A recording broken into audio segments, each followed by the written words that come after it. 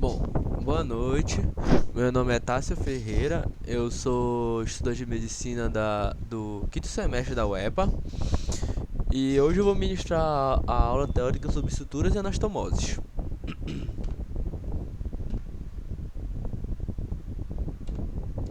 Bom, suturas. As suturas são basicamente um procedimento, uma técnica que nós vamos utilizá-los no último tempo cirúrgico, que é o tempo de síntese, onde nós vamos realizar o fechamento da ferida feita, da incisão feita, para dar o acesso à cirurgia. Bom, a sutura ideal é basicamente aquela onde ela pode ser usada em qualquer intervenção, sem que haja muitas complicações ou intercorrências para o paciente. E intercorrência já só com ficção. Então ela deve ser eficaz e adequada para o tipo de ferimento que ali está no paciente. Então a sutura ideal se resume nisso. Bom, os materiais utilizados na sutura são basicamente dois: fios e agulhas. Isso fora os instrumentais cirúrgicos, que nós utilizaremos as pinças de preensão e porta-agulhas. Bom, eu vou falar mais agora sobre os materiais utilizados nas futuras, começando pelos fios. Bom, um fio ideal, ele tem basicamente algumas características. E entre elas, ele deve ter um baixo custo, onde permita que não seja difícil a sua aquisição, não seja oneroso. Facilidade de esterilização, que se resume na facilidade com que se esteriliza o fio para poder utilizar no procedimento. Boa maleabilidade, resistência à tensão adequada e reação tecidual mínima, que seria basicamente um fator que faz com que o fio dê menos complicações no paciente, na pele do paciente. Bom, agora falar um pouco sobre as propriedades dos fios. Bom, o fio, primeiramente, tem a configuração. A configuração se resume basicamente isso na sua estrutura em si, onde ele pode ser monofilamentar ou multifilamentar, sendo que os monofilamentares têm menos reação tecidual, mas têm uma maleabilidade pior do que os fios multifilamentares, onde os fios multifilamentares têm uma maleabilidade melhor e uma força têncil melhor. E além disso, os fios monofilamentares são compostos por um filamento só, e os multifilamentares são compostos por vários filamentos trançados entre si. Bom, a maleabilidade. A maleabilidade é basicamente a somatória de outras três propriedades do fio, que seria a memória, elasticidade e a força têncil. Bom, a memória, ela se resume basicamente na tendência que o fio tem em voltar à sua posição original. Bom, a elasticidade, ela se resume basicamente na força que o fio faz para poder voltar a essa posição inicial. Então, ela que dá força ela que faz com que tenha manutenção da pressão do nó feito com fio. E a força tência é basicamente a força de nós. Então seria o quanto o fio aguenta, o quanto o nó aguenta sem que ele rompa. Bom, e a reação tecidual? A reação tecidual está intimamente ligada com a questão do monofilamentar e do multifilamentar. Então, como eu falei anteriormente, os monofilamentares têm menos reação tecidual e os multifilamentares têm mais reação tecidual. E nesse caso, isso acontece porque o fio é um corpo estranho também para o nosso corpo. Então, assim como qualquer outro corpo estranho, nosso corpo tem mecanismos de defesa contra ele. E por causa disso, o nosso corpo tende a provocar reações contra aquele fio, podendo causar inflamação e também necrose daquele tecido. Bom, agora quanto à classificação dos fios, nós temos 5 maneiras de classificá-los, de acordo com a sua origem, que tem a ver com se ele é metálico, sintético ou biológico, sendo o biológico podendo ser de origem animal ou vegetal, o material de que ele é feito, que seria basicamente material de origem, que seria Vicryl, Prolene, seda, nylon, a absorção, que seria basicamente se o fio é absorvível ou não absorvível, a sua estrutura, que seria monofilamentar ou multifilamentar, e o diâmetro, que seria a área de secção transversal do fio. E quanto ao diâmetro, eu queria ressaltar aqui que ele tem uma classificação diferente. Como vocês podem ver, os maiores diâmetros são os diâmetros 3, 2, 1. e os menores são 12.0, 11.0, 10.0. Isso acontece porque os fios que são números inteiros, que não tem um ponto zero depois do número, são maiores que os fios que tem o ponto zero. Então, por exemplo, um fio 2 é maior que um fio 7.0. É muito importante atentar nisso. Bom, agora mais um pouco sobre os fios aqui. Nos fios absorvíveis, nós temos monofilamentados sintéticos, com os representantes temos o monocrio, o PDS e o Maxon. Os multifilamentados naturais, que temos o Catgut, e os multifilamentados sintéticos, onde nós temos o Vicryl e o Dexon. Bom, aqui nós temos fotos aqui dos fios. Ó, como vocês podem ver, o monocrio é bem parecido com o Vicryl. Ambos têm essa cor meio roxa, e o Catgut tem essa coloração meio amarelada. Já nos fios não absorvíveis, nós temos aqui os monofilamentados sintéticos, como o Dermalon, Prolene e Novafil. Os multifilamentados naturais, como o de seda e o de Silk. Os multifilamentados sintéticos, o Etiflex, o Etibond e o Dacron. E o de natureza mista, que temos o Supramid como representante. Bom, como vocês podem ver aqui, nós temos o de Prolene, nessa coloração azul meio escura, azul do Paysandu. O de seda, que é uma cor preta, bem semelhante ao de Nylon. O Etibond, que tem esse azul claro também, azul celeste. E o Supramid, que eu não consegui achar uma outra foto dele, mas dá pra ver que ele é meio azul escuro, azul marinho. Bom, agora falando sobre as agulhas.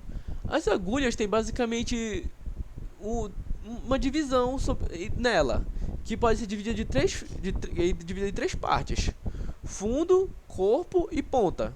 Aqui tá a cabeça, mas pode ser também ponta e cabeça. Bom, o fundo é basicamente a parte mais posterior da agulha, onde vai ficar preso o fio. O corpo é a parte ali do meio da agulha, entre o fundo e a ponta.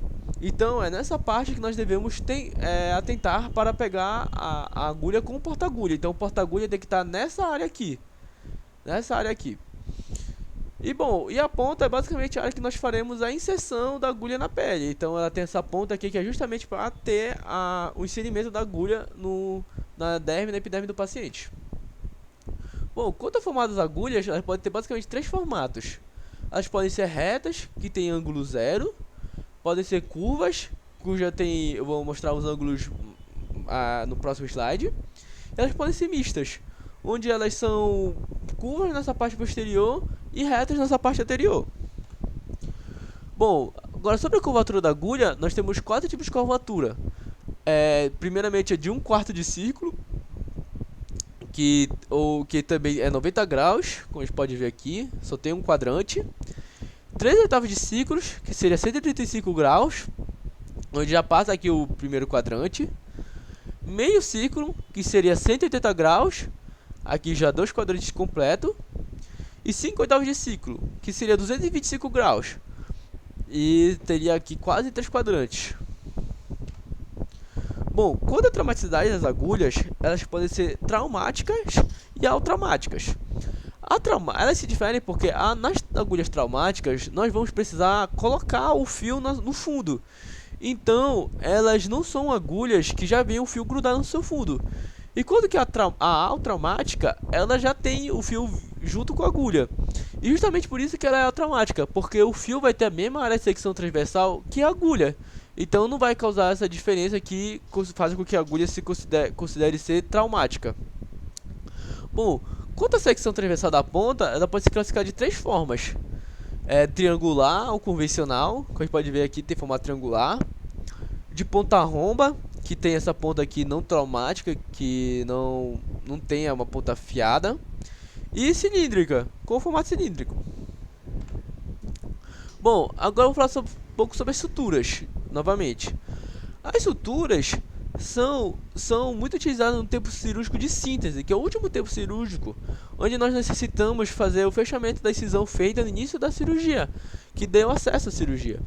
E ela pode também ser feita em outros procedimentos, como em anastomoses ou na ligadura de vasos também, onde se tem algum sangramento e precisa fechar o vaso ali para interromper o sangramento.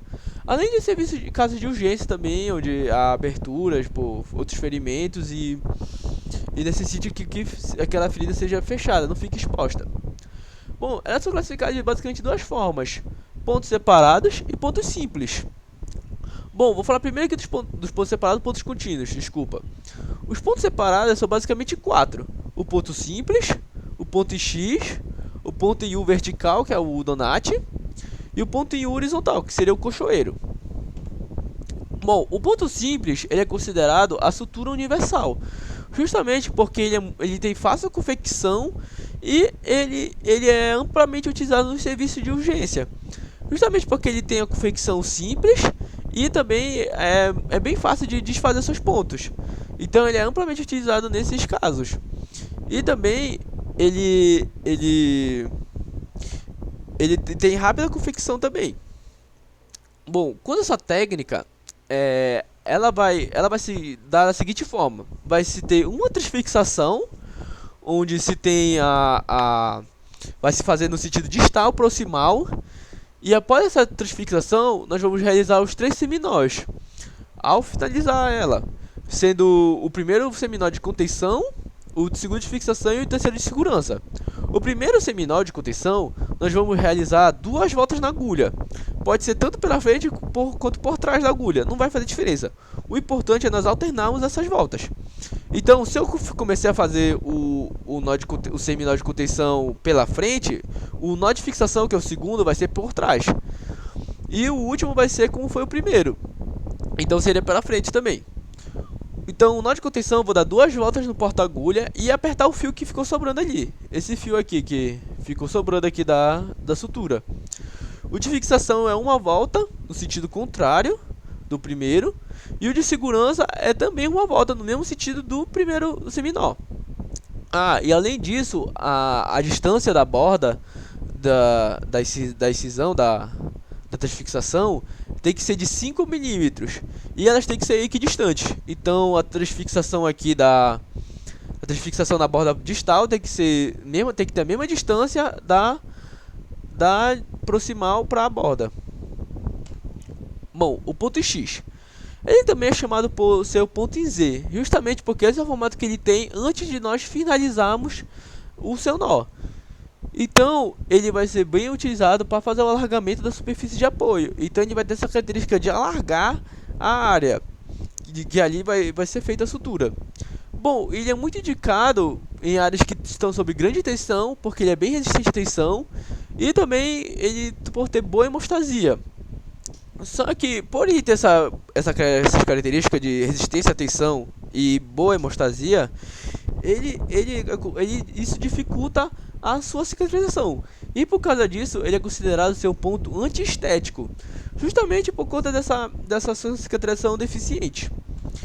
Então, por isso, ele é muito recomendado ser feito em suturas no couro cabeludo, pois é uma área que fica escondido ali, então não é uma cicatriz que vai ficar exposta do paciente, assim causa defeito antiestético nele.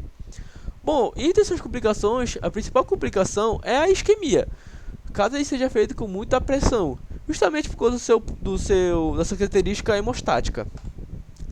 Bom, a sua técnica vai se dar da seguinte forma: ela vai se dar por 2 transfixações, sendo a primeira feita normalmente no sentido distal proximal, que vocês podem ver aqui. E após a agulha sair na borda proximal, nós vamos reinseri-la na borda distal, no sentido proximal de novo, no sentido distal proximal. E nós, ao tirarmos toda a agulha, nós vamos ver que vai formar um N. Então nós daremos o nó. Assim que nós daremos o nó, os 3 seminós, nós veremos que ela vai ficar o ponto vai ficar com formato de X. Bom, o ponto de Udonat. O ponto de Udonat, ele é um ponto que ele é caracterizado por sua boa inversão de bordas, que seria basicamente o processo da formação de uma crista para o lado de fora da ferida. Então, ele é justamente o contrário da invaginação. Em áreas que estão sob pouca tensão, as bordas da ferida têm grande risco de invaginarem, que seria basicamente elas irem para dentro. Então, nessas áreas que estão sob pouca tensão, é recomendado que nós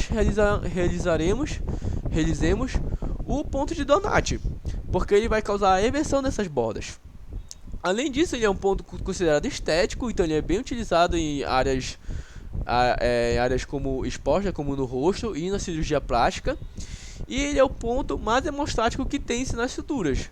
Então, se chegar algum caso com sangramento que necessite fazer uma boa hemostasia, ele é o ponto indicado nesse caso. Bom, a sua principal contraindicação é realizar sob áreas de grande tensão, justamente por conta dele não ter ele ter essa característica de ser indicado em áreas que estão sob pouca tensão. E a sua principal complicação é a reação inflamatória, porque ele é um ponto que faz com que fique muito fio na derme do paciente. E por ter essa grande quantidade de corpo estranho na derme do paciente, o corpo tem mais chance de fazer uma reação contra aquele corpo estranho. Então, por causa disso, ele é um ponto que tem grande risco de causar reação inflamatória. Bom, a sua técnica vai ser conhecida por ser a técnica longe-longe, perto-perto, onde vai ser feita duas transfixações, uma longe-longe e outra perto-perto. E vai ser acontecer da seguinte forma: vamos fazer uma transfixação normal, como fazemos no ponto simples, só que é uma distância maior do que no ponto simples. Vamos fazer a 10 mm da borda, ou 1 cm. E ao fazer essa transfixação no sentido distal proximal, vamos realizar uma segunda, também no sentido proximal distal. Só que ao invés de fazer 10 mm de distância, nós realizaremos 3 mm. Então vai ficar uma transfixação mais perto e outra mais longe, dando essa característica aqui, esse Uzinho. E após realizar isso, nós realizamos os 3 seminós e assim fechamos o ponto. O ponto de Cochoeiro. Bom, o ponto de Cochoeiro ele é conhecido por ser o ponto de horizontal, e ele é bem semelhante com o de Donati. Ele é bem hemostático também, e também é recomendado ser feito em lugares que estão sob pequena tensão. Mas, para adiantar, ele é recomendado ser feito. O que diferencia ele do Donati é que ele é recomendado ser feito em tecidos que estão muito distantes um do outro. Então, caso você tenha uma ferida que a borda está muito afastada uma da outra, ele é o ponto recomendado, pois ele aumenta também a superfície de contato entre essas bordas. Bom, a sua principal contraindicação, como de Donati, também são áreas sob alta tensão. E a sua complicação principal, além da reação inflamatória, também é a isquemia do tecido, caso ele seja feito com muita pressão, justamente por conta dessa característica hemostática. Bom, e assim como o Donati, ele vai ser feito com duas transfixações, sendo que a diferença é que nós vamos realizar a primeira no sentido distal proximal e a segunda também no sentido distal proximal. Só que, em vez de realizarmos uma mais longe e outra mais perto, ambas vão ter ali a mesma distância da borda. Então vai ficar com essa característica aqui. Por isso que vai ser um horizontal. E ao tirarmos a agulha na borda proximal, nós damos 3 seminós e assim o ponto está finalizado. Bom, agora vou falar sobre os pontos contínuos. Os pontos contínuos são basicamente dois que nós vamos ensinar aqui no CHC: o chuleio simples e o intradérmico. Bom, o chuleio simples ele se caracteriza por ser basicamente várias transfixações em sequências. Ele é muito indicado a ser feito em tecido subcutâneo, como fáscias, aponeuroses, peritônio, justamente porque ele tem boa confecção em bordas que estão pouco separadas e são poucas espessas. Justamente por conta que ele é uma sutura que não consegue entregar uma tensão constante ao tecido. Então, por ele não conseguir entregar essa tensão constante, ele tem grande risco de soltura, justamente porque caso uma parte desse ponto, uma transfixação dessa sutura se desfaça ou ocorra a ruptura dela, toda a sutura se desfaz. Assim, toda a ferida fica exposta por conta disso. Toda a sutura se desfaz. Assim a ferida fica exposta. Bom, a sua técnica é bem simples. Ela vai se dar primeiramente com um ponto simples inicial, onde nós vamos realizar a transfixação do sentido distal proximal e daremos os 3 seminós. E ao invés de nós cortarmos o fio, vamos continuar fazendo as transfixações no sentido longitudinal, de acordo com a ferida, e também no mesmo sentido, sempre distal proximal. Ao chegarmos na última transfixação, nós temos que nos preocupar em deixar um pouco mais de fio na alça, justamente porque nós daremos o nó nela, que seria o nó de falsa roseta. Então nós daremos os 3 seminós, só que na alça, assim caracterizando o nó como um nó de falsa roseta. Bom, a sutura intradérmica. A sutura intradérmica, ela é basicamente uma sequência de transfixações realizada longitudinalmente na camada da derme do paciente. Então, ele é uma sutura que ela vai ser realizada na parte mais, uma camada mais inferior, mais interna da pele do paciente, não na epiderme como os outros. Ele vai ser bem indicado, muito indicado em cirurgias plásticas e cesarianas também, justamente por conta de ter um ótimo resultado estético. Esse é o ponto que tem o melhor resultado estético de todos. E as suas contraindicações são síntese de planos mais profundos e procedimentos de urgência, onde vai ser necessário fazer com que uma sutura com mais velocidade, e esse ponto não entrega isso pra gente, pois ele é uma técnica mais demorada.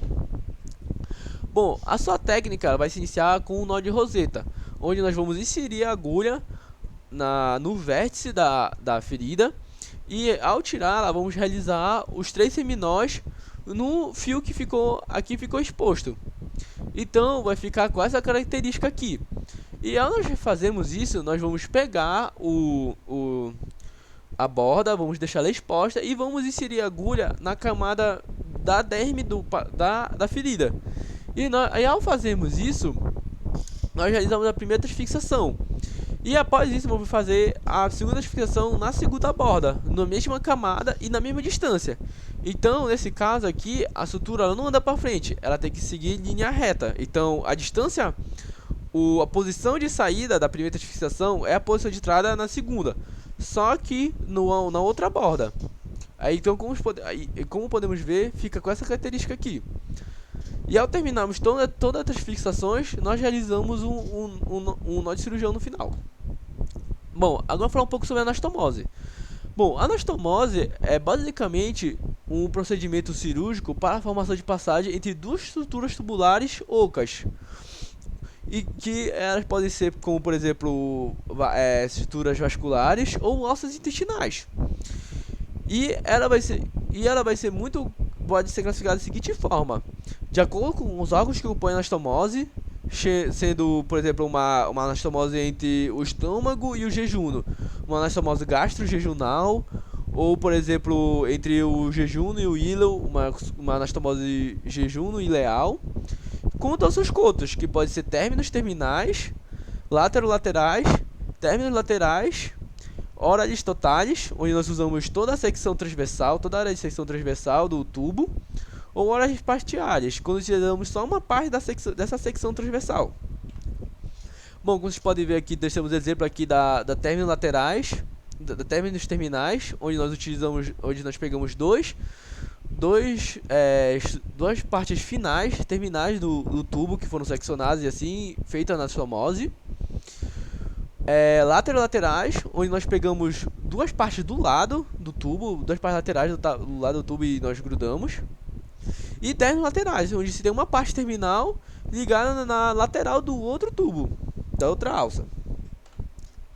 Bom, quanto às suas indicações, são basicamente feitas para se ter a reconstrução da passagem de alimentos ou desvio de trânsito intestinal, pois às vezes tem uma área que não pode passar o alimento, e por isso é necessário fazer o desvio de trânsito para que não passe naquela área que está infeccionada, que está doente.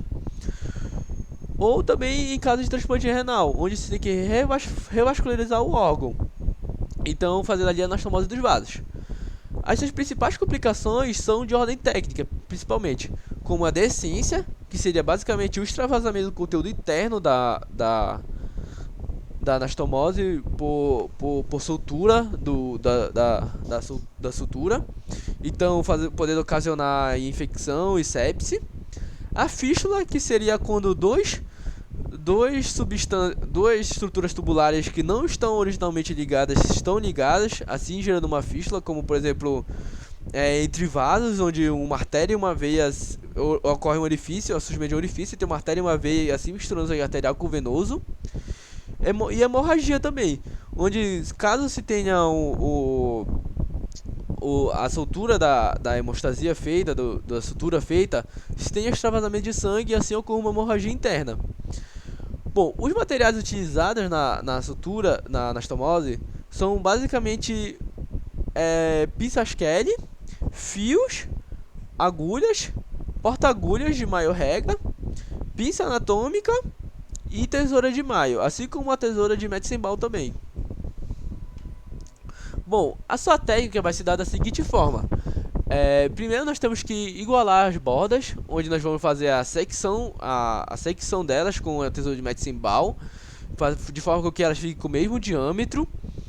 E após isso nós vamos colocar o fio na agulha traumática. E ao colocar esse fio na agulha traumática, vamos grudar o fio um do lado do outro, os tubos um do lado do outro. Então passando ela de dentro e fora fora. Não, de dentro para fora e de fora para dentro nos tubos, assim ligando as duas bordas, tipo a borda externa e a borda interna. E após fazer isso, nós vamos realizar um chuleio simples em todas as camadas do tubo, com exceção da camada seromuscular. E após realizarmos todo o chuleio, nós vamos realizar na outra borda, na borda externa. Então vamos realizar todo o chuleio de forma que os tubos vão ficar grudados. Após isso nós vamos virar o tubo, invertê-los de posição e vamos realizar suturas contínuas com ponto simples na camada seromuscular, de forma com que o chuleio que foi feito fique todo coberto, assim fazendo com que ele não apareça para nós. E após finalizarmos isso, nós vamos fazer o nó de cirurgião em ambos os lados, pode ser todo de touché quanto de sapateiro. E vamos usar a pinça de pressão para ver se não houve nenhuma parte lá que ficou aberta ou não foi mal fechada. E para ver se o tubo está todo conectado. Bom, é isso. Muito obrigado.